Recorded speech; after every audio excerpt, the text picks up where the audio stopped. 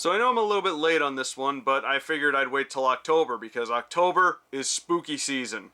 And I don't know about you, but I can't think of anything scarier than a cheap cash-in sequel to a really good movie that didn't need a sequel in the first place.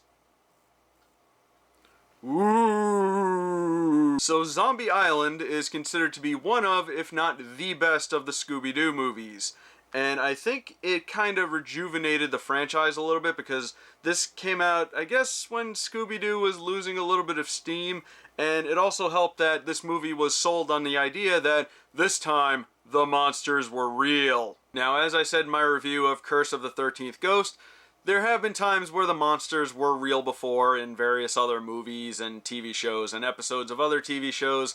But I think with Zombie Island it was a little bit different because this was kind of a big comeback for Scooby-Doo. I think the franchise was starting to run out of steam a little bit, and this was a nice, refreshing change. And overall, it's just a really good movie. It's well animated, it's well acted, it has some really good music. I think a lot of people don't really talk about the music in this one. And the movie was so good that it spawned a couple of other movies done with the same quality and tone, and they were all really good too. Oh, and here's a fun fact for you.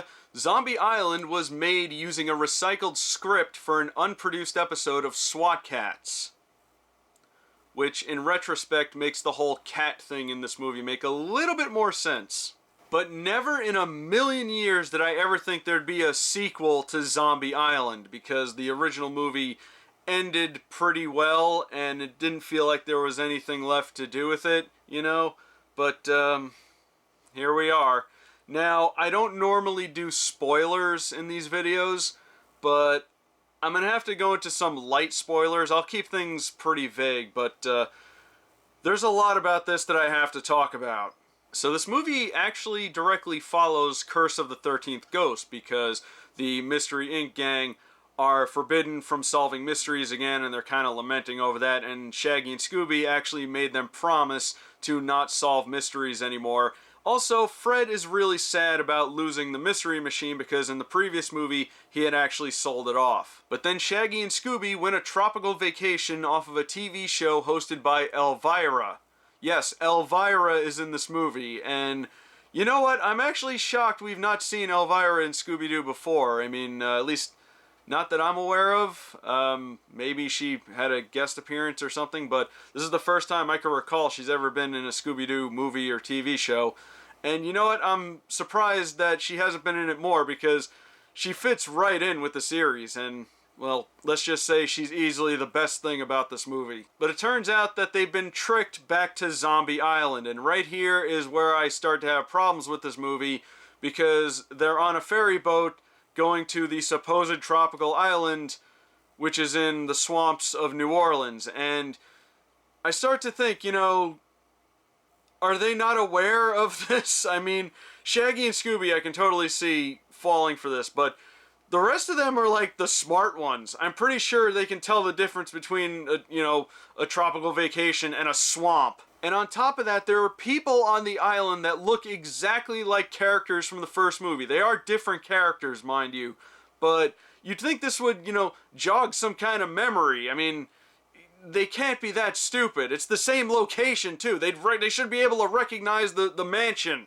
You know, I just thought of something. Wasn't the Scooby Gang in the original Zombie Island movie supposed to be like an older version? And if this actually takes place after 13th Ghost, they established in that movie that they're almost 17, I think, so did they age down? What the heck happened? And then Velma starts questioning everything, just like she did in Curse of the 13th Ghost. And here's where I really started to get angry, because I thought they were going to debunk Zombie Island just like they did with Scooby-Doo and Curse of the 13th Ghost, and that would have been a really big mistake. Now, they kinda did, I think, but there's a lot about this that they left ambiguous, which I suppose is fine, but then it's like, why did they do that? Why did they even bother with that in the first place? I mean, were they planning to do another movie? I really hope they don't, but, with Scooby-Doo, you expect some kind of a resolution, and there was, a secondary plot in this that did get resolved, but at the same time, it just felt... It felt like a storyline that was unfinished. But it turns out that the whole thing was just a big scam to get the gang back on the island so they can film a movie. Yes, without them knowing about it, apparently. And they meet the director of the movie, whose name is Alan Smithy, by the way, which, if you know anything about film, you know why that name is really funny. And yes, they do play it up quite a bit in this movie. And at this point, the whole tone switches to them filming a movie and all of the shenanigans that are involved with that. Man, this movie didn't really know what it wanted to be, because everything just kind of comes to a screeching halt and then we just shift gears, like, out of nowhere. But then I found something out that makes this whole thing make a lot more sense. Apparently, this movie was an overglorified advertisement for Scoob. Yeah, you know that CGI Scooby-Doo movie that's going to come out next year that's supposedly going to create like a Hanna-Barbera cinematic universe or something? Yeah, I forgot about it too. I mean, this movie was about filming a Scooby-Doo movie, so that right there should have been an indication. Also, according to IMDb, when the movie stops, like after the credits, there's supposed to be a teaser for Scoob, and I actually didn't see it on this. I watched this through the DVD, and I even ripped the disc, and I couldn't find the footage for it, so maybe not every version has it or something. I don't know. However, I did find screenshots and some very brief footage of it online, and, you know, to be fair, Scoob doesn't look that bad. I mean, it's very well animated, the character designs are very good, Freddy is a little bit questionable, but it's not terrible. But I think my problem is it seems like they're trying to piggyback off of the name of Zombie Island because they know everybody really likes it. And to me, that says that they're not entirely confident in this movie. Now, I don't know. I'm going to watch it when it comes out, of course, and I'll probably do a review on it, but it's just left a very sour taste in my mouth that they would do something like this. Let me just say that if you've not seen Scooby-Doo on Zombie Island, I highly recommend it. It has its reputation for a reason. It's because it's really good.